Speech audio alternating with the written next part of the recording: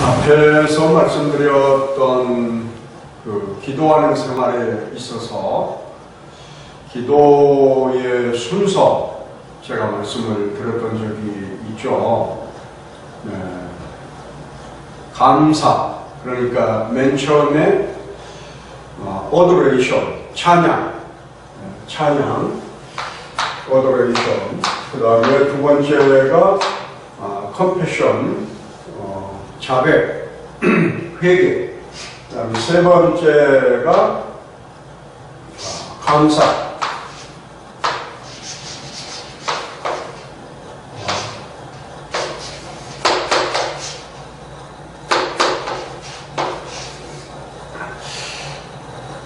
감사 기억나시죠? 그 다음에 네 번째가 supplication 말씀을 드렸었는데 기도를 공예배 시간에 할 때는 시간을 어느 정도 사용을 해야 되느냐, 제 생각에는 한 3분 정도가 적당하지 않을까. 짧으면 2분 30초, 길어야 3분 30초.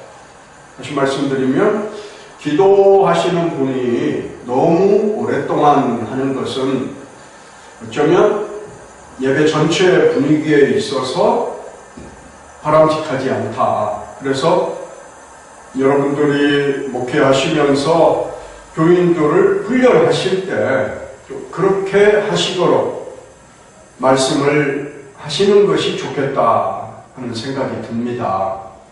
어떤 그 한국교회에서 장로님은 한 10분 가까이 기도를 하시거든요.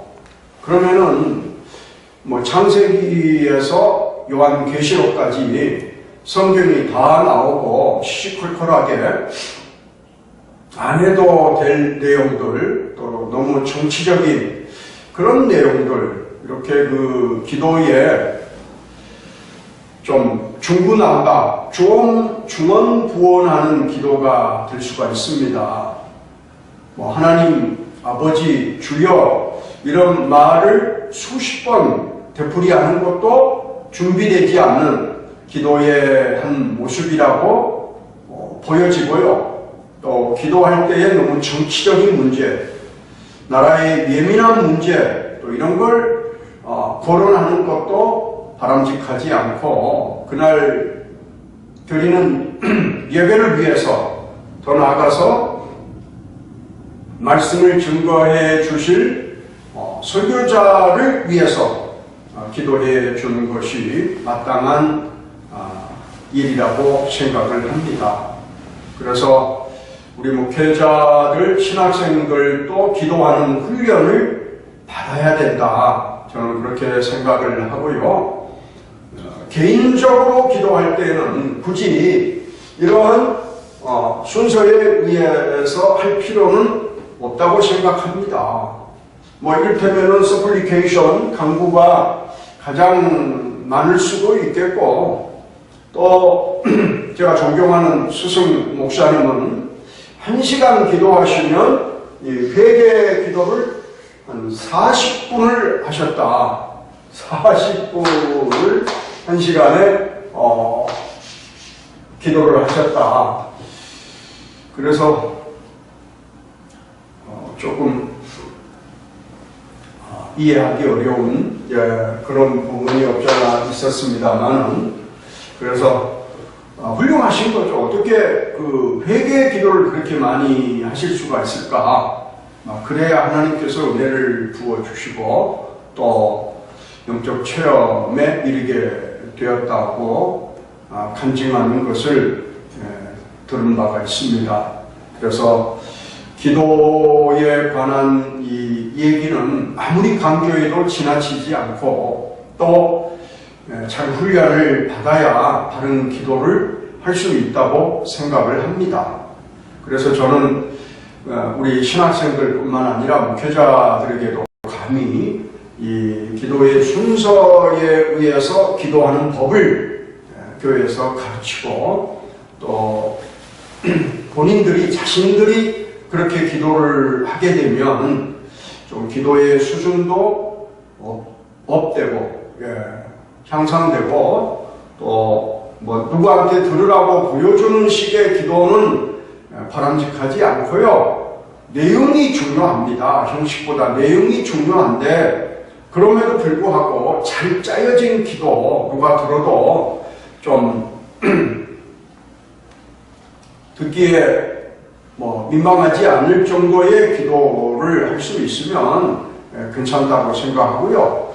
뭐 처음 초신자에게 너무 부담 주는 그런 이제 기도 얘기를 하는 것도 조금은 그렇습니다만은 그럼에도 불구하고 처음부터 잘 가르쳐야 된다 이렇게 생각을 합니다. 그래서 이 기도에 관해서 다시 한번 언급을 드리는데요.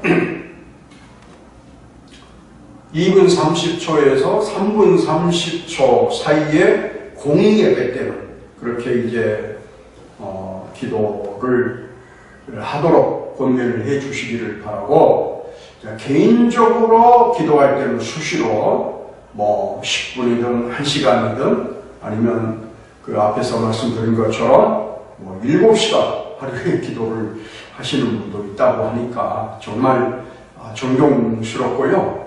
아직까지 저는 그렇게 기도를 못 해봤고, 다만 이제 한국에서는 산기도, 산에서 하는 기도가 있습니다. 수련회라든가 수도원에 갔을 때 산에서 이제 이슬을 맞아가면서 기도를 해봤고, 또 지금은 거의 하질 않는데 철야 기도가 있었습니다. 저녁에 9시에 이제 설교가 시작되고 한 3, 40분 말씀을 강론한 후에 전 교인들이 그날 철야 기도에 참석하신 분들이 새벽녘까지, 새벽 기도의 시간까지 기도회를 하거든요. 그러면 뭐 그때는 주로 회개 기도를 많이 했었고, 또 은사를 사모하면서 하나님 앞에서 목 놓아 부르짖었던 그런 기도의 훈련 시간들이 있었고요. 이것은 자랑은 아닙니다만은 얼마나 큰 소리로 목이 터져라고 기도를 했었는지 목에서 피가 나왔던 적도 있습니다. 그래서 큰 소리로 뭐 설교를 하든 뭐 찬양을 하든 기도를 하고 이제 집회를 가서 그 설교를 좀 크게 할 때도 있고 또 통성 기도를 시킬 때도 있는데, 그럴 때 오랫동안 이제 마이크를 쓰면서 또 그 열풍기 이런 그 좀 환경이 좋지 못한 상황에서 목을 사용하다 보면 목이 상할 때도 있습니다. 그런데 놀라웠게도 옛날에 그 젊었을 때 기도로 훈련된 그런 과정이 있었기 때문에 지금은 웬만하면 다음 날 아니면 그 몇 시간 지나면 바로 목이 회복되는 것을 느낄 수가 있었죠. 목을 보호하기 위해서 목을 따뜻하게 하시는 분도 있고, 또 달걀을 드시는 분도 있는 것을 봅니다. 이런 훈련들을 받다 보면 기도의 훈련이 이제 노하우가 쌓이다 보면은 웬만한 어떤 환경, 또 날씨, 그리고 또 목을 과도하게 사용해도 그렇게 문제가 되지 않는, 약간의 트러블은 생겼어도 바로 회복되는 것을 제가 경험한 바가 있어서 참고로 말씀을 드립니다. 그러면은 이제 이 시간에는 11과 시험을 이기는 생활에 대해서 말씀을 살펴보도록 하겠습니다. 시험을 배우는 것이 아니고요, 시험을 이기는 생활입니다. 이기는 생활을 공부하는 것입니다. 왜 이 내용을 넣느냐? 처음 교회에 와서 신앙생활을 하다 보면 사실 새 가족이 정착하는데 많은 어려움이 있습니다. 무슨 얘기냐면 100% 정착한 경우는 거의 못 봤어요. 좀 다니다가 말 그대로 시험이 들어서 교회를 떠나는, 나오지 않는 그런 경우들을 너무 많이 봤습니다.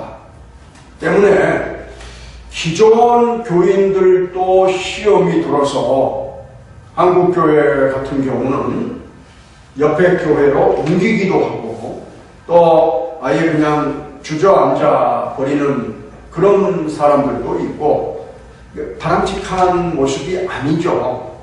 믿음이 약하고 또 사람마다 어떤 기준도 분명하지 않고 생각이 다르다 보니까 그럴 수 있겠다.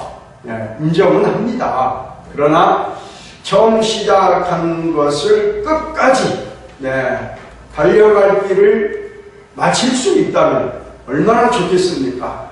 그런데 사람이니까, 인간이니까 시험에 들고 또 스스로 넘어지기도 하고 처음에는 어린아이 같아서 옆에서 또 붙잡아주고 권면도 해주고 넘어지면 일으켜도 주고 또 이렇게 따뜻한 주님의 사랑으로 말씀을 드려서 함께 천국 백성을 만들어가는 것이 좋지 않겠어요?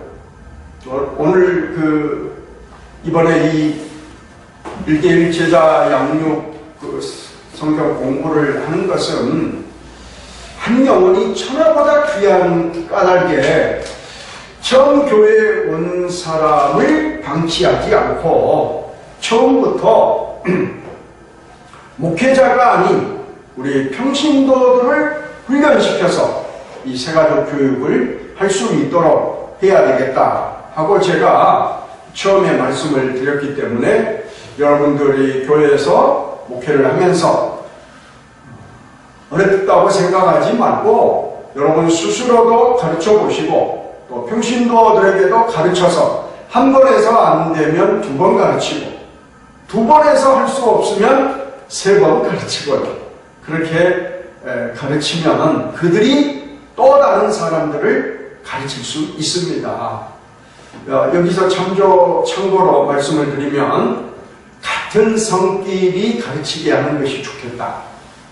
왜냐하면 안방에서 거실에서 둘이 앉아서 공부를 하는데 성이 다르면 이를테면 남성과 여성이 만나게 되면 아무래도 피차 부담이 되고 또 괜히 오해의 소지도 있고 또 다른 사람들에게 더욱더 되질 않습니다. 문제는 좀 시간이 돼가지고요. 처음에는 남자 한 분이 제가 직접 들은 이야기인데요. 고등학교를 나오신 이 양육자가 사성 장군 출신 새 가족을 양육하게 됐답니다. 굉장히 처음에 부담이 됐다는 거예요. 왜냐하면 자신은 가방끈도 짧고 지식이 짧다는 얘기인데요. 그리고 그 사람에 비해서 세상 경험도 부족하고 모든 면에서 열등감을 갖고 있었다고 그래요. 그래서 나는 못하겠습니다 라고 말씀을 드렸는데 담임 목사님께서 아닙니다. 믿음으로 하시면 됩니다. 그렇게 말씀하셔서 순종하는 마음으로 가르치게 됐다고 합니다. 그런데요, 이 사성 장군 새가족이 그 다음 주에 제 아내도 참석하면 안 되겠습니까? 해서 좋습니다 해가지고 그 가정에 갔는데 두 분이 무릎을 꿇고 자신을 그렇게 맞이하고 있었었다. 그런데 그 두 분이 이 공부를 하면서 은혜를 받아가지고 이번에는 두 자녀가 있는데 그 자녀들까지 공부에 참석하도록 그렇게 권면을 해서 온 가족 4명을 앉혀놓고 원래는 1대1이거든요.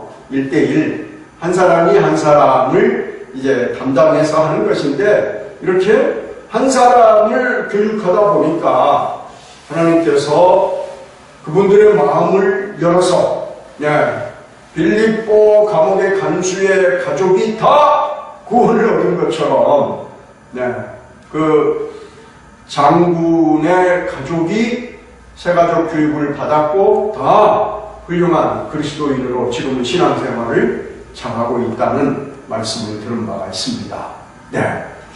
여러분들도 교회에서 이제 이 1:1 제자 양육 프로그램을 운영을 하게 되면, 교인들을 가르치게 되면 그들이 또 다른 사람들을 가르치게 되거든요. 그래서 그러면 이 목회자의 심정도 이해하게 된다 말씀을 드린 바가 있지 않습니까? 왜냐하면 다 순종하고 다 교육을 잘 받고 다 만사가 오케이냐 하면 그렇지 않거든. 약속 시간을 안 지키기도 하고, 또 한 주의 강의를 그 수업을 공부를 못하는 경우도 있고, 더 나아가서 공부를 하기도 싫어하는 사람들도 있을 수가 있거든요. 그럴 때 참 기도를 해야 되고, 또 본인이 낙심해서는 안 되고요, 인내를 가지고 사랑으로 권면해 가면서 공부를 마치게 되면 정말 우리가 생각할 수 없었던 놀라운 일들이 그리스도 예수 안에서 많이 일어난다는 것을 다시 한번 강조를 드리면서, 이제 10일과 시험을 이기는 생활에 관해서 말씀을 공부하도록 하겠습니다. 제가 지우개를 좀, 우리 저 목사님 지우개를 좀, 여기 있었네요. 제가 못 봤습니다.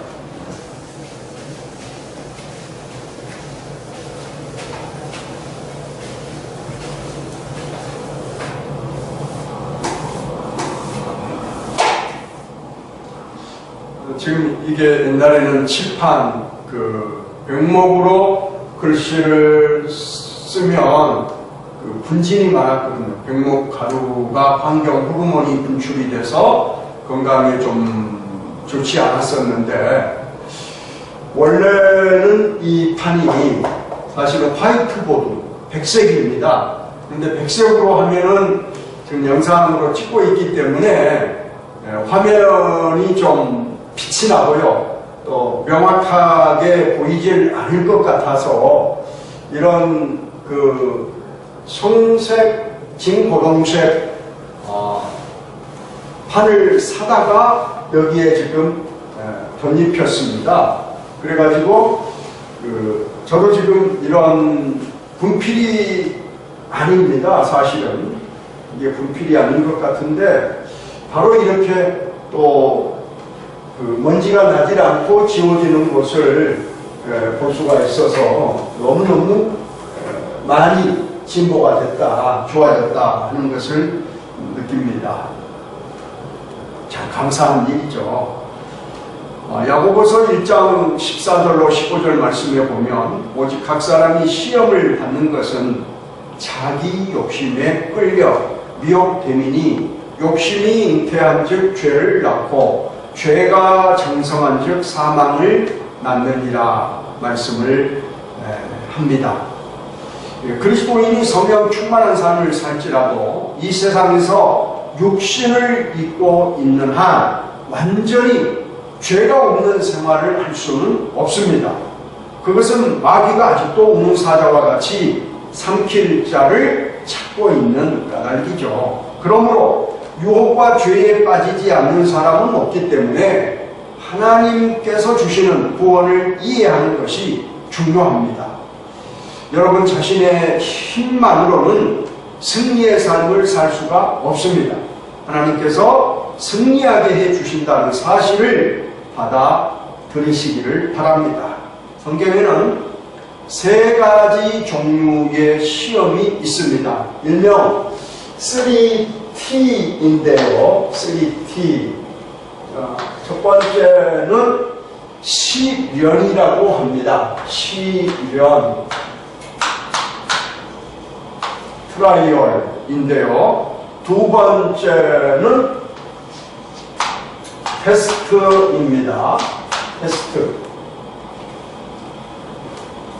텍스트로 제가 적었는데 테스트. 네, 테스트.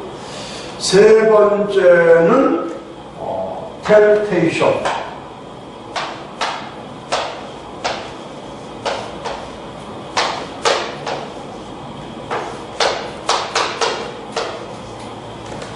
자, 이것은 시련입니다. 시련.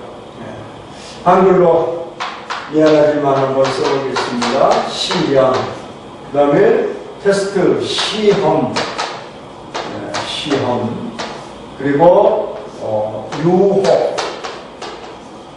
혹은 미혹이라고 말할 수 있습니다. 자, 시험이라고 우리가 말할 때 이렇게 세 가지로, 전에는 사실 이 시련은 얘기를 하지 않고 주로 테스트 시험과 그 다음에 템테이션, 유혹만을 두 가지만을 주로 강조했었는데 저는 한 가지를 덧붙였습니다. 이 시련을 대표적인 사람을 보면은 욥을 들 수 있습니다. 욥. 한글로 써볼게요. 욥. 이 시험에는 역시 아브라함. 그 다음에 욥을 받은 경우는 미안하지만 예수님도 들어가고요. 그 다음에 아담도 사실은 미혹을 받았고요. 그리고 다윗도 미혹을 받았습니다. 자, 차근차근 살펴볼 텐데 시련은 누구에게서 오느냐? 누구에게서 오느냐? 욥의 경우를 보면 하나님의 허락하에 마귀에게서 옵니다. 하나님이 허락을 해야 됩니다. 하나님의 허락하에 마귀에게서 옵니다.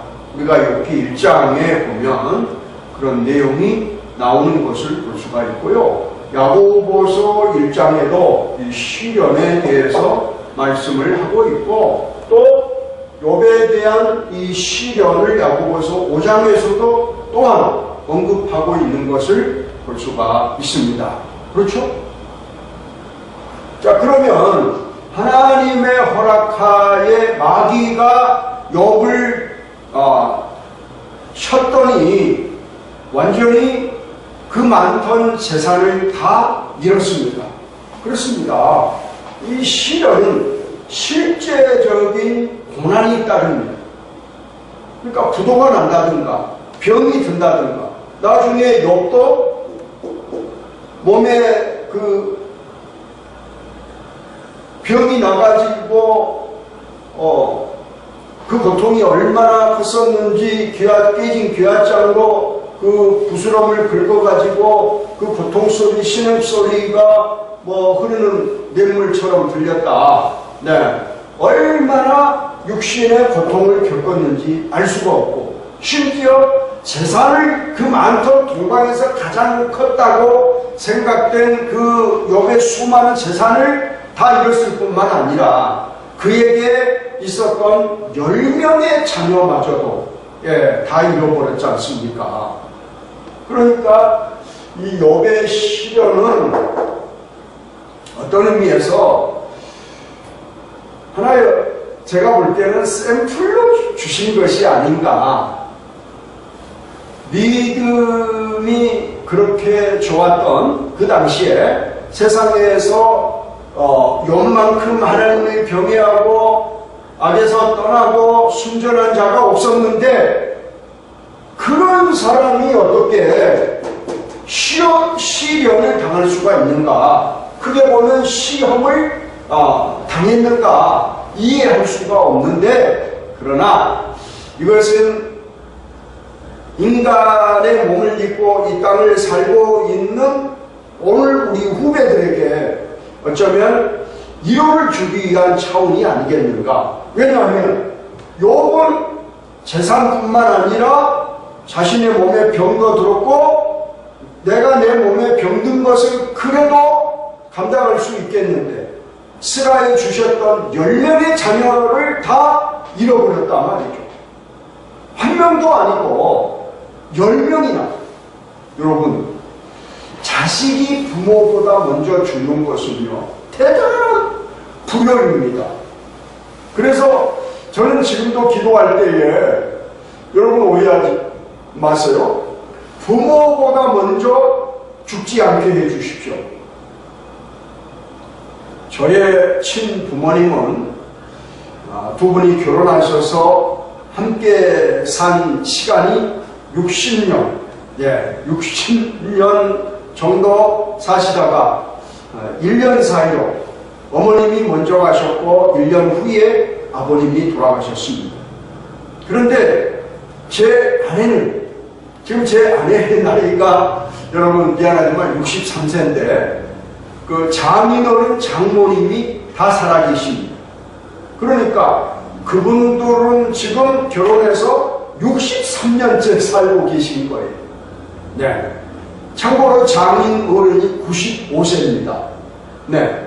굉장히 장수하는 것을 볼 수가 있는데 사실 제 할머님께서 살아계실 때 넷째 아드님이 배를 타다가 바다에서 실종이 되셨던 일이 있습니다. 실종. 돌아가셨는데 시신을 찾지도 못했습니다. 파도에 휩쓸려서 조류에 휩쓸려서 어디로 가버렸는지 물고기 밥이 됐었겠죠. 그때 저의 작은 어머님은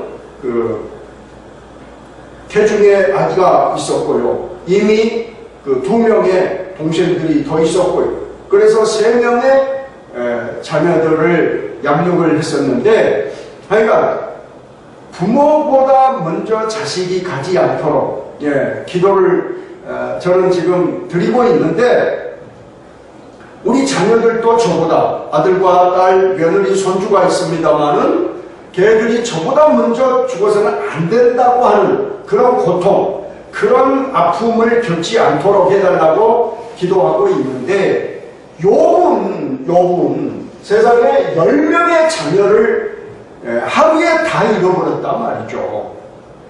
그러니 그 정신적인 충격이 얼마나 컸었겠느냐 이겁니다. 여러분 상상할 수 있습니까? 그래서 제가 볼 때는 어쩌면 이 욥의 시련은 하나님께서 우리에게 샘플로 보여주신 것이다. 과거에 실제로 있었던 사건입니다만은 동방의 의인 욥에게 이런 시련이 있었었다. 그러니 오늘날 너희들이 세상에서 당하는 시련은, 겪고 있는 시련은 그렇게 크지 않느냐, 웬만하면 이겨내라고 하는 그런 메시지가 있는 것이 아니냐, 이렇게 보는 얘기다 이거죠. 그런데요, 실제적인 고난이 있었고 또 육신의 병이 들었고 나중에 보면 그 아내가 네 하나님을 저주하고 죽어라. 어떻게 욥의 부인이 그런 악처가 되었을까?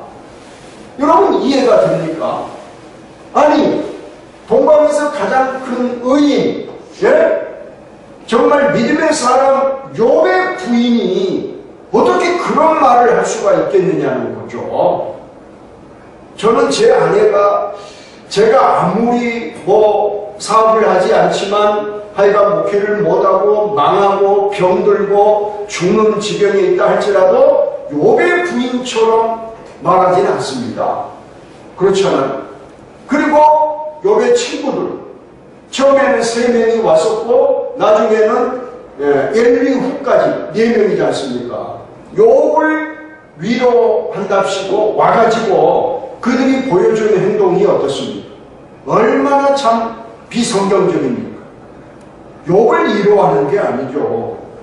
네가 잘못이 없으면 어떻게 이런 어려움이 있겠느냐.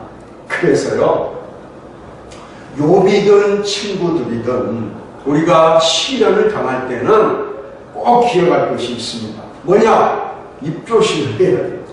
말조심을 해야 됩니다. 그러면서 욥이 보여준 마지막 그 승리의 비결은 뭐냐? 끝까지 참았다는 것입니다. 인내했다는 것입니다. 하나님을 향해서 원망하지 않았고 또 불평하지 않았고 내가 하나님을 믿었는데 하나님께서 나에게 이러실 수가 있어? 하면서 그가 이런 시련을, 큰 시련을 당하고도 끝까지 참아 있었다고 하는 거죠. 그래서 결과적으로 갑절의 축복을 받았다. 나중에 10명의 자녀를 다시 주셨는데 세상에서 그보다 아리따운 그 딸들이 말이죠. 유니버시아드 대회, 그 세계 미인 대회가 있지 않습니까? 네팔에도 미인 대회가 있나요? 우리나라 한국에도 옛날에 아주 굉장히 그 뉴스화 됐었던 적이 있습니다. 그런데 세계 그 유니버스 미인 대회에서 진선미를 차지할 수 만큼 그렇게 아름답고 멋진 자녀들을 하나님이 다시 주셨었다고 이와 같이 성경은 해피엔드로 끝을 맺고 있는 것을 볼 수가 있습니다. 참 감사한 일이죠. 자, 우리에게도 시련이 있습니다.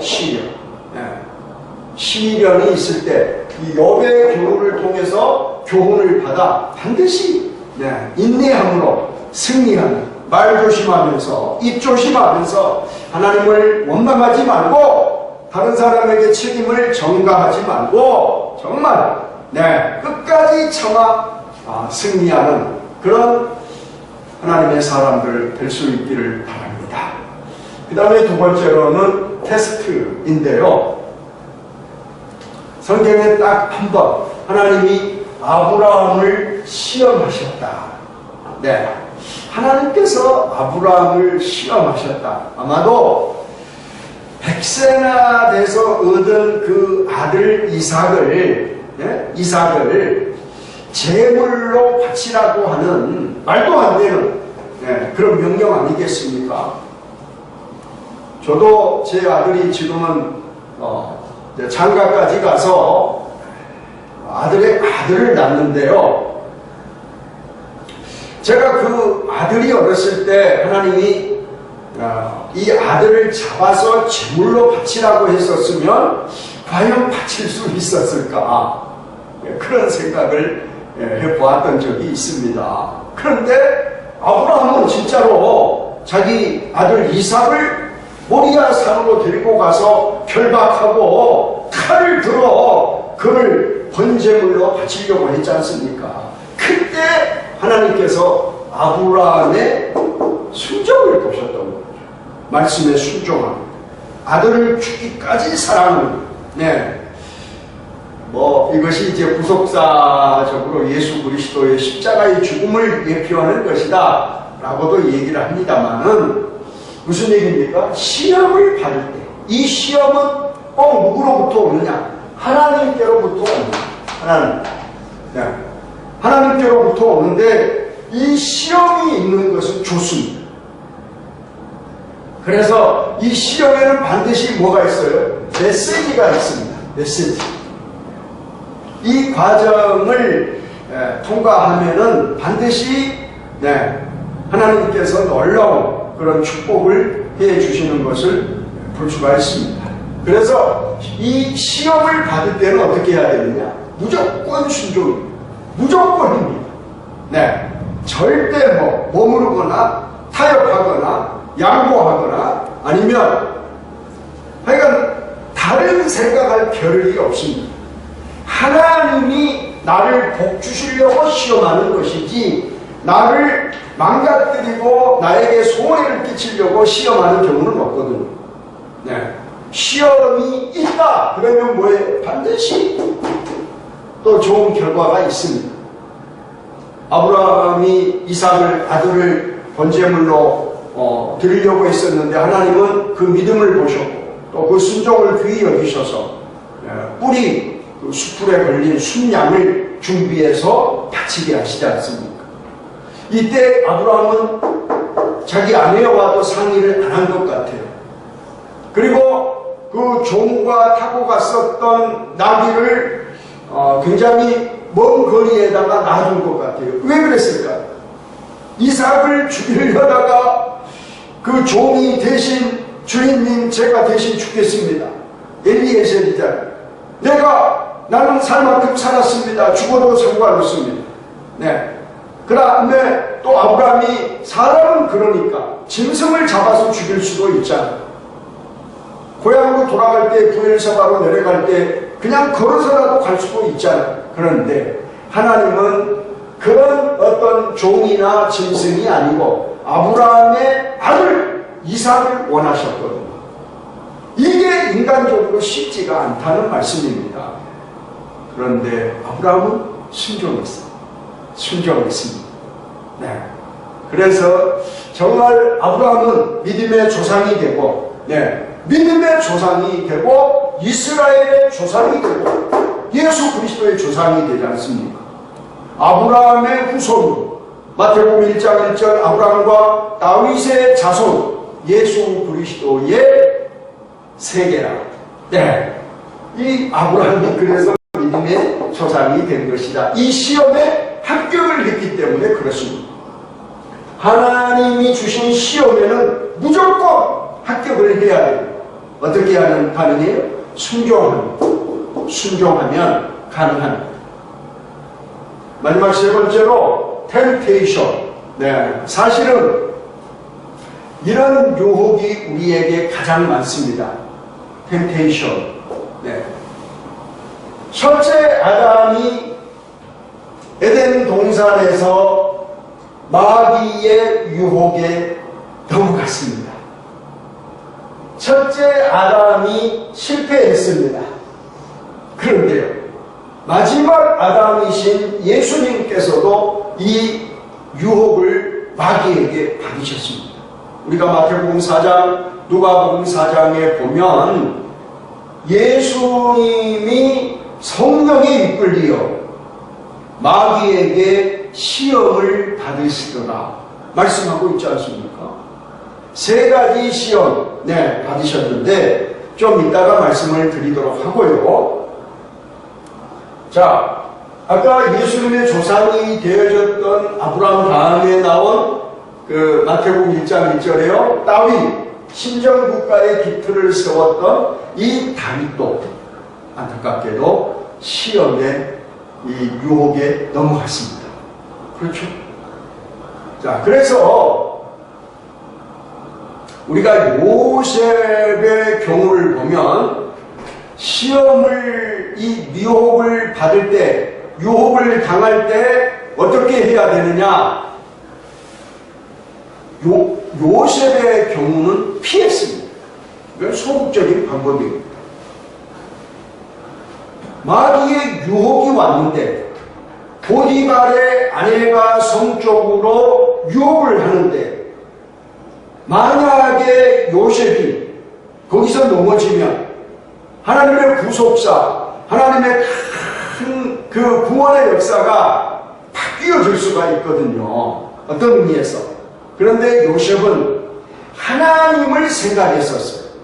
하나님을 생각함으로 마침내 그 보디발의 아내의 성적인 유혹을 물리칩니다. 물론 결과는 감옥에 들어갔었습니다. 감옥에 들어가서 오히려 바로의 술 맡은 관원장, 떡 맡은 관원장 그들의 꿈을 해몽해 줘서 전화위복이 되었지 않습니까? 그러니까 결코 나쁘지는 않았습니다. 비록 그 과정, 그 기간은 고통스러웠을런지 모르지만요. 그런데 예수님은 어떠했느냐? 아주 적극적으로 하나님의 말씀, 기록된 하나님의 말씀으로 신명기 6장 8장에 기록된 하나님의 말씀으로 물리치셨어요. 기록하였으되 주 너희 하나님을 시험치 말라. 사람이 떡으로만 살 것이 아니다. 네, 그러니까 예수님은 철저하게 말씀으로 대적하셨어요. 이게 적극적인 방법입니다. 다시 말씀드립니다. 우리가 유혹을 받을 때 두 가지 방법이 있어요. 하나는 피해야 된다. 유혹을 받을 만한 어떤 환경, 조건, 상황을 만들어서는 안 된다. 만약에 그런 경우가 내게 다가온다면 어떻게 해야 돼요? 피해야 돼요. 피하면 됩니다. 피하지 않고 나비처럼 막 적극적으로 유혹에 넘어간다. 그래서 우리 아내 밧세바를 취하는, 간음을 하는 그런 죄를 범하지 않습니까? 이건 분명히 잘못된 거거든요. 어떻게 자기 부하의 신하의 그 아내를 빼앗을 수가 있겠느냐는 말입니다. 이건 옳지 않습니다. 그렇죠? 그래서 피해야 돼. 그 다음에 예수님처럼 두 번째 적극적인 방법은요, 어떻게 해야 돼요? 대적을 해야 됩니다. 말씀으로. 네. 우리가 겉으로 사탄아 물러가라! 이렇게도 할 수 있겠습니다만은, 마음으로도, 속으로도요, 사탄아 물러가라. 너는 나를 넘어지게 하는 자로다. 예수님이 베드로에게 전에 했었던 그런 표현처럼 말이죠. 예, 과감하게 물리쳐야 돼요. 그러니까 하나님의 말씀이 내 안에 풍성하지 아니하면, 성령 충만하지 아니하면 예수님처럼 말씀으로 대적한다는 것이 쉽지가 않아요. 자, 이해가 되십니까? 시험에는요, 이렇게 세 가지가 있습니다. 먼저 트라이얼, 시련이 있고요. 그 다음에 테스트, 시험이 있고요. 그 다음에 뭐가 있습니까? 템테이션, 유혹입니다. 이 각각의 내용을 잘 숙지를 해서 시험에서 승리하는 여러분들 될 수 있기를 바랍니다. 자, 그러면 계속해서 우리가 당하는 시험은 어떤 시험인가? 우리가 당하는 시험은 감당할 수 없는 시험이 아니에요. 감당할 수 없는 시험은 없어요. 다 감당할 수가 있습니다. 그러니까 겁을 먹는다든가, 아니면 스스로 주눅이 든다든가, 포기한다든가, 낙심한다든가, 하나님을 원망한다든가, 환경을 불평한다든가, 이런 것은 비신앙적인 것이죠. 바람직하지 않습니다. 조금 힘들고 어려워도, 정말 견디기가 벅차도 끝까지 신앙의 지조를, 정조를 지킬 수 있어야 되는 것이죠. 그렇게 하실 수 있겠죠? 네. 그래서 우리가 당하는 시험, 모든 시험은 감당할 수가 있다. 감당할 수 없는 시험은 없다고 하는 거. 더 나아가 우리가 시험을 당할 때 능히 이기게 하시는 분은 누구냐? 물론 하나님이시고요, 또 예수님이시고 성령님이시고, 시험 당할 즈음에 피할 길도 내주신다고 했잖아요. 그렇죠? 그렇습니다. 하나님은 신실하십니다. 하나님은 거짓말을 하실 수가 없으셔요. 그 말씀하신 바를 반드시 지키시는 믿으신 하나님이십니다. 할렐루야! 자, 시험에 들어 죄에 빠지지 않기 위해서는 어떻게 해야 되는가? 예수님께서 말씀하셨어요. 이것은 시험을 어떻게 이기느냐는 방법인데, 예수님이 하신 말씀 생각나십니까? 시험에 들지 않게 깨어있어 기도하라. 기도하라. 영적인 그런 긴장을 늦추면 안 됩니다. 계속해서 긴장감을 가지고 신앙생활을 열심히 해야 됩니다. 하나님이 시험을 제거해 주실까요? 아닙니다.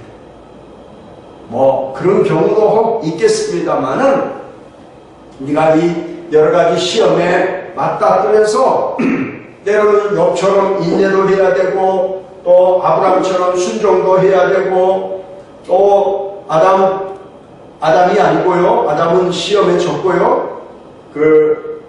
요셉처럼 피하기도 하고 예수님처럼 말씀으로 대적하기도 하고요. 이러한 모든 방법을 다 동원할 수가 있어야 되겠다. 우리를 위해 하나님이 하신 일, 앞에서 방금 언급이 됐는데요. 시험 당할 즈음에 피할 길을 내십니다. 이건 무슨 얘기냐? 딴 데를 바라보게 하신다는 거예요. 네. 참고로 유머가 하나 있는데요. 영국의 신부가 마차를 탔는데 양쪽에 두 소녀가 앉았습니다. 그래서 이 직선길로만 갈 때는 마차가 사람도 별로 이렇게 흔들리지 않는데, 커브길을 이렇게 돌 때 한쪽으로 이렇게 왼쪽으로 사람이 기울어지기도 하고 오른쪽으로 기울어지기도 하고 그런데요. 어느 쪽인지 한쪽에는 좀 예쁜 수녀가, 그리고 또 한쪽에는 별로 안 예쁜 신부가, 수녀가 타고 있었나 봐요. 그래서 그 신부가 이쪽으로 기울어질 때는 주님의 뜻을 이루소서 하고 기도를 하고, 또 이쪽으로 기울어질 때는 주여 시험에 들게 하지 마옵소서 그렇게 기도했다는 유머가 있는데, 여러분 정말 시험에 들지 않게 깨어 있어 기도하기를 바라고요. 시험에 빠지지 않기 위해 우리가 할 수 있는 일이 무엇인가? 마태복음 6장 9절 13절 기도하라. 기도하라. 계속해서 강조하는 것은 기도해야 된다. 무시로 성령 안에서 기도해야 됩니다. 쉬지 말고 기도해야 됩니다. 시편 119편 9절 11절 말씀에 보면은 하나님의 말씀을 암송하고, 또 찬송이, 성경 말씀, 그리고 찬양으로 마귀를 물리치는 그런 경우를 말씀하고 있고요. 요한일서 5장 4절과 5절에 보면 하나님께서 세상을 이겼다고 하는 그 믿음으로 시험에 빠지지 않게 된다. 믿음이 충만해야 됩니다. 믿음이 커야 됩니다. 그래서 믿음으로 이기고요. 그러면서 마귀를 어떻게 해야 돼요? 야고보서 4장 7절에 보면 먼저 하나님께 순복하고, 두 번째는 마귀를 대적해야 됩니다. 하나님께 순종하고 복종하고요.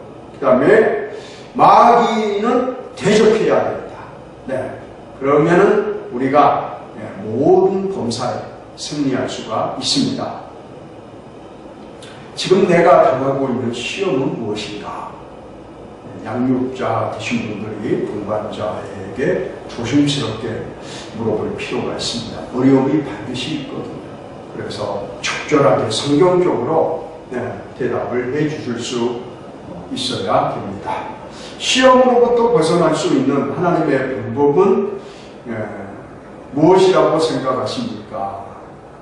놀라운 것은요, 동반자의 이야기를 듣다 보면 그 안에 대답이 다 있습니다. 앞서 제가 세 가지 케이스를 말씀을 드렸는데, 또 예수님이나 요셉이 보여준 그런 내용도 말씀을 드렸기 때문에 참고하면은 케이스 바이 케이스 아닙니까? 내용에 따라서 답변이 얼마든지 가능하리라고 생각을 합니다. 모든 악의 근원은 사탄이잖아요. 그러나 이 말은 사탄이 항상 개인적으로 우리를 공격한다는 얘기는 아닙니다. 우리나라에도 큰 전쟁이 있었어요. 흔히 6.25 사변이라고 하는데, 북한의 김일성이가 쳐들어왔습니다. 여러 지역에서 많은 사람들이 죽었어요. 100만 명 이상이 죽었는데요. 정말 큰 전쟁, 세계사의 그 유래를 찾아볼 수 없는 큰 남북전쟁이었습니다. 김일성이가 개인적으로 참여해서 공격을 하는 것은 아니에요. 마찬가지로 사탄은 영적인 전투에 직접 참여하기도 하지만 많은 경우 자기가 이용할 수 있는 모든 것을 동원하여 우리를 공격한다는 사실입니다. 그래서 사탄은 세 가지 루트를 통해서 우리에게 접근해 옵니다. 먼저 직접 공격, 직접. 다음은 세상을 통해 우리를 공격합니다. 세상. 우리가 살고 있는 이 세상을 통해서 공격한다는 거예요. 그리고 세 번째는 우리의 육신의 욕심, 정욕을 통해서 또 공격을 합니다. 참 안타까운 일인데요. 여러분이 시험을 받을 때 그것이 어떤 종류인지 알아내는 것도 중요합니다. 경우에 따라서는 각각 다르게 다른 방법으로 그것을 다루어야 하기 때문입니다. 자, 사탄은 직접 우리를 공격한다. 내용들을 좀 읽어보시면서 특별히 그 가룟 유다를 어떻게 공격했는가. 가룟 유다의 마음속에 그 사탄이가 예수님을 팔 마음을 줬습니다. 참 가룟 유다가 불행한 거죠. 그 사탄의 미혹에 넘어간 것입니다. 그러니까 어떻게 자기의 스승을 파는 거예요. 물론 이것도 성경 예언의 성취라고도 볼 수가 있습니다만은 하여간 악한 도구로 쓰임을 받지 않습니까? 그래서 참 불쌍한 사람이다. 예수님께서 말씀하신 것처럼 그는 차라리 태어나지 않았으면 좋을 뻔했도다. 어떻게 인간이, 만물의 영장인 인간이 이 세상에 태어나서 정말 기쁨 속에 부모의 사랑을 받고 양육을 받아서 성장을 하여 정말 12사도의 반열에 오르는 그런 축복을 받았는데 그 귀한 축복을 빼앗기게 됐단 말이죠. 왜? 마귀의 유혹에 넘어갔기 때문에 그렇습니다. 그래서 사탄의 이러한 공격을 어떻게 다루어야 하느냐. 무엇보다도 사탄의 존재를 인정해야 됩니다. 사탄의 존재. 마귀는 있습니다. 영적인 존재거든요. 처음에는 거룩한 피조물이었어요. 나중에 조직신학에 교회론 다음으로 마귀론이 있습니다. 그때 제가 가르치게 되면 자세하게 4시간에 걸쳐서 말씀을 드리도록 하겠습니다. 그리고 이 사탄은 앞서 말씀드린 것처럼 대적해야 되고요. 우리가 어떻게 대적을 해야 되는가. 여기 예수님의 경우를 말씀을 드렸지 않습니까? 하나님의 말씀, 기록된 하나님의 말씀을 통해서 대적을 해야 된다. 그러므로 이 사탄으로부터 미혹을 받을 때는요, 성경 말씀을 잘 알아야 돼요. 성경을 모르면 성경적인 어떤 대적이 어려워요. 그래서 혈기를 부리게 되고 인간적인 방법을 사용하고 인맥이라든가 또 학연이라든가 지연이라든가 다 같은 얘기일 수도 있는데요. 또 권력이라든가 이런 시시한 세상적인 방법을 가지고 해결하려고 합니다. 하나님은 그런 걸 원치 않으세요. 우리가 좁은 세상에 살고 있다 보니까 때로는 가까이는 그런 분들이 있어서 사용할 수도 있을지 모르겠습니다. 돈을 주고도 어려운 문제를 해결하는 경우도 없잖아 있지만 나중에 다 드러나거든요. 그래서 하나님의 말씀, 성경 말씀으로 물리쳐야 돼요. 대적해야 돼요. 그리고 사탄은 세상을 통해서 우리를 공격해 옵니다. 우리가 살고 있는 이 세상이 호락호락하지가 않아요. 만만치가 않습니다. 그래서 이 살고 있는 코스모스 세상이 정말 우리에게 그런 미혹의 대상이 되고 있는 거죠. 간담없이 마귀는 세상 가운데서 우리를 공격합니다. 직접적인 공격을 할 때도 있지만 때로는 우회적인 방법을 통해서도 공격을 하거든요. 그래서 이 교재 내용을 좀 더 읽어보시기를 바라고요. 이 시간에는 세상이 우리들의 욕심을 자극해서 유혹하는 영역이 세 가지가 있어요. 네. 자, 그것을 좀 말씀을 드리도록 하겠습니다.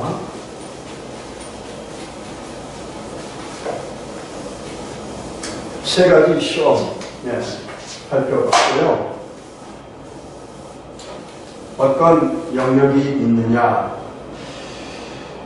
요한 1서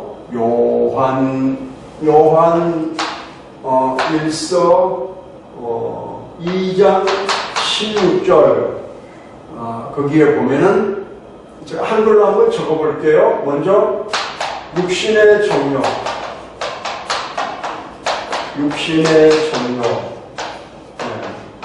두 번째는 안목의 정욕,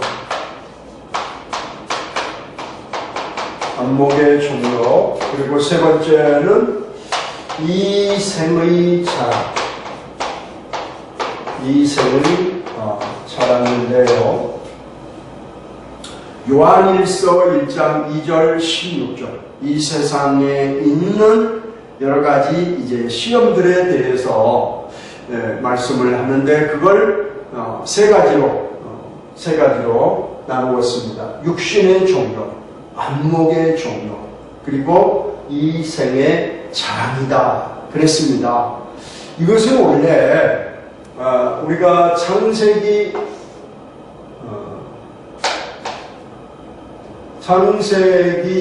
3장 6절에서 있었던 그 말씀, 이를테면 에덴 동산에 마귀가 찾아와서 아담과 하와를 미혹했을 때 맨 처음에 동산 중앙에 있는 선악을 알게 하는 나무의 열매를 하나님께서는 따먹지 말라, 따먹으면 반드시 죽으리라 말씀하셨잖아요. 그런데 아니다, 너희가 따먹으면 너희 눈이 밝아져 하나님과 같이 될 것이다. 마귀가 이렇게 미혹을 하니까 아담과 하와가 그만 넘어가잖아요.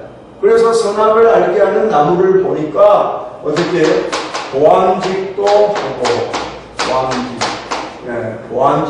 하고 먹음직, 육신의 정욕이니까 먹음직도 하고, 죄송합니다. 먹음직도 하고, 먹고 싶죠. 먹음직도 하고, 그 다음에 안목의 정욕이니까 보암직도 하고, 더 나아가서 지혜롭게 할 만큼 탐스러웠다. 탐스러웠다. 이와 같이 말씀을 하고 있거든요. 그래서 우리가 예수님의 경우를 보면 누가복음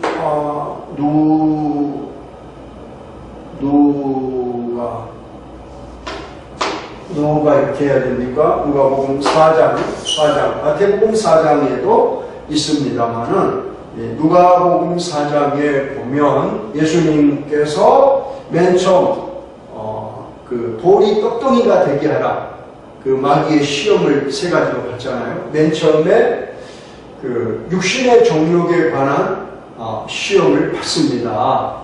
그래서 돌이 떡덩이가 되게 하라. 돌, 스톤이 그 베이컨, 돌이 떡덩이가 되게 하라.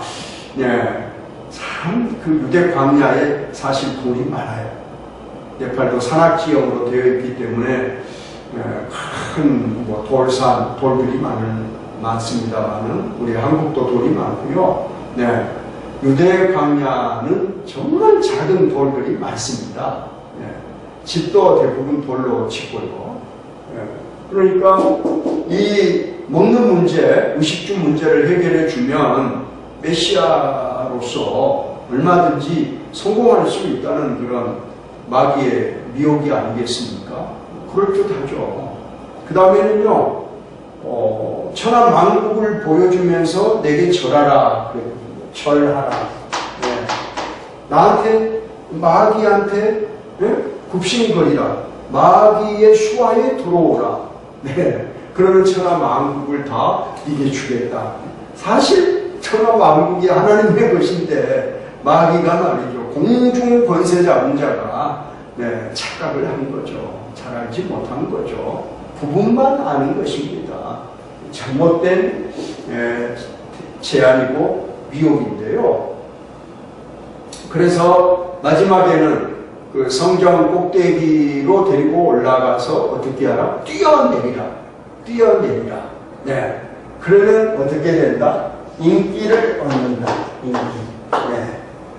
그렇죠. 사람들이 그 높은 데서 떨어져서 안 죽는데, 지가 떨어지면 그 밑에서 받쳐가지고 안 죽게 한다고 하는데, 그 예루살렘 성전 꼭대기가 위에서 밑으로 떨어지면요, 100m가 넘습니다. 100m 위에서 떨어지면, 그 돌바닥에 떨어지면 안 죽을 사람이 어디 있겠습니까? 그런데 마귀는 예수님을 그렇게 시험을 한 것이거든요. 그때 예수님께서 앞에서 말씀을 드린 것처럼 기록하였으되, 성경 말씀으로 마귀를 대적해서 물리치셨습니다. 그렇죠? 그래서 우리가 이 먹는 문제,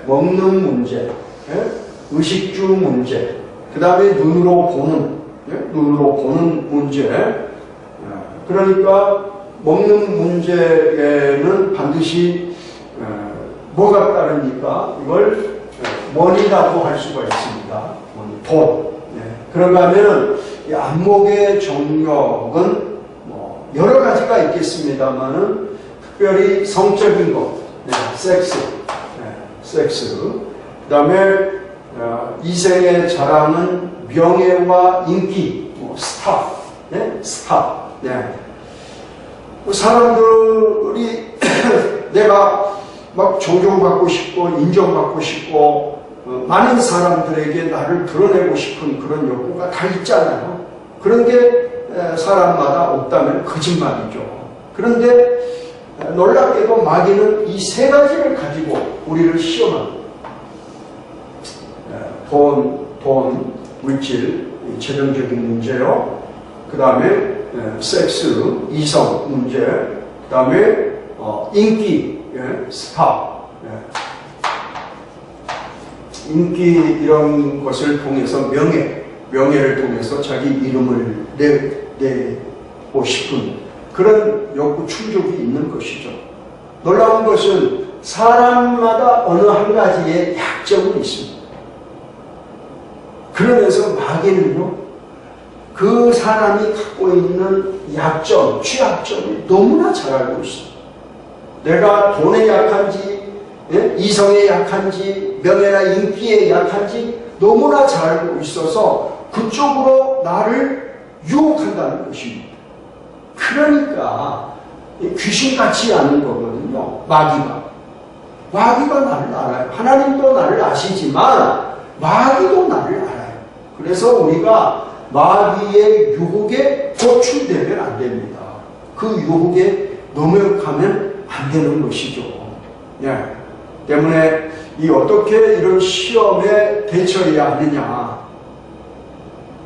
우리의 마음을 공격하는 이러한 세상의 염려가 우리들의 짧은 일생 동안 많은 비중을 차지합니다. 요즘같이 물질 만능주의, 황금 만능주의, 이 만모니즘, 돈이 우상이 되는 세상에서 우리가 어떻게 하면 이 돈의 유혹을 안 받고 또 청년 때에는요, 이 성적인 유혹을 또 피해야 되잖아요. 자기 아내와 건강한 가정생활을 이루어야 되는데 안타깝게도 성적으로 따위처럼 실수하기도 하고요. 또 미국 유명한 방송 진행자들, 방송에 나와서 설교를 잘하는 그런 목사들이나 한국의 대형교회 목사들이 이 성적인 문제에 걸려서 넘어지는 경우들이 있습니다. 우리가 잘 아는 삼손도 블레셋 여인들을 통해서 성적으로 넘어져서 딘나의 여인, 그 그 다음에 들릴라라고 하는 여인을 통해서 정말 그 안타까운 최후를 맞이하게 되는 것을 보지 않습니까? 그 문제를 이기지 못해서, 성적인 문제를 이기지 못해서 그런 것이고요. 또 권력이라든가 인기에 영합해서 넘어지는 경우들이 우리에게 찾아옵니다. 이런 때 세상을 피해 도망을 갈 수는 없잖아요. 그렇죠? 그래서 우리가 이런 시험을 받을 때 정말로 승리할 수 있기를 바라고요. 그런가 하면 사탄은 육신의 욕심을 통해서 우리를 공격합니다. 우리 내면에 있는 기본적인 욕구들이에요. 네. 그게 이제 먹는 것일 수도 있고, 또 이런 것일 수도 있고요. 그래서 욕구 자체를 죄라고 할 수는 없습니다. 충동이 일어나면 문제는 절제하면 되거든요. 그렇죠? 적당하게 먹는 것도 절제를 해야 된다. 네. 왜 다윗이 실패했습니까? 전쟁에 나가지 않았거든요. 그 시대의 왕들은요, 나라가 전쟁하면 반드시 전쟁에 나가서 자기 군대를 주의 통솔을 해야 되는데, 한가하게 왕궁 옥상에서 대낮에 거닐다가 어느 집에서 여인이 목욕할 수도 있는 거죠. 네. 그런데 다윗이 그만 그 유혹에 넘어간 것입니다. 우리가 시험을 이기기 위해 피해야 할 것들이 참 많이 있지 않습니까? 그래서 그런 장소를 보았을 때는 빨리 시선을 돌려야 되고요. 또 누가 뇌물로 우리를 만약에 미혹한다 그러면은 공짜로 얻은 돈은 사실 오래 못 가거든요. 그런 것 또한 피해야 되고요. 그리고 이런 인기나 명예, 이것도 너무 탐해서는 안 돼.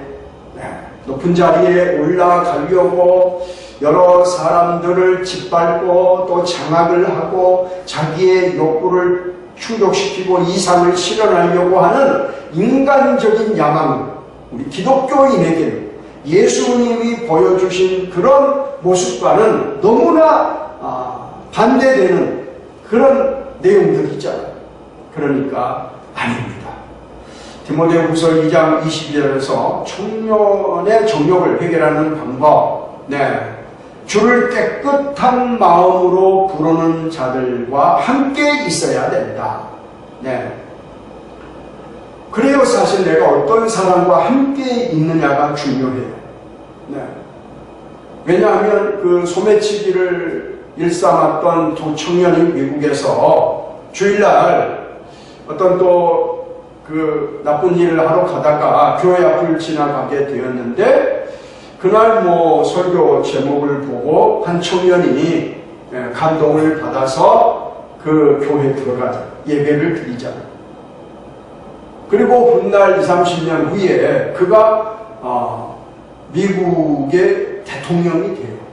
그런가 하면은 같이 갔었던 청년은 그 교회로 가지 않고 범죄하는 자리로 빠져 들어갔었는데, 그 같은 친구가 대통령에 취임했을 때 그 다른 친구는 감옥에서, 교도소에서 정말 눈물로 그 친구의 대통령 취임식을 지켜볼 수밖에 없었던 것이죠. 방송으로 그걸 다 중계를 해주니까 알게 되었던 것입니다. 사탄의 공격 방법과 이에 대한 그리스도인의 대응은 교재에 나와 있습니다. 참조를 해 주시기를 바라고, 말씀으로 무장하고 경건의 생활에 힘쓰고 또 현장에서는 피하고 범죄할 수 있는 가능성이 있는 곳에서는 피해서 우리의 신앙생활, 정말 시험이 간단 없이 찾아오는 이 죄악이 관영한 세상에서 승리하는 여러분들 되시기를 축복합니다.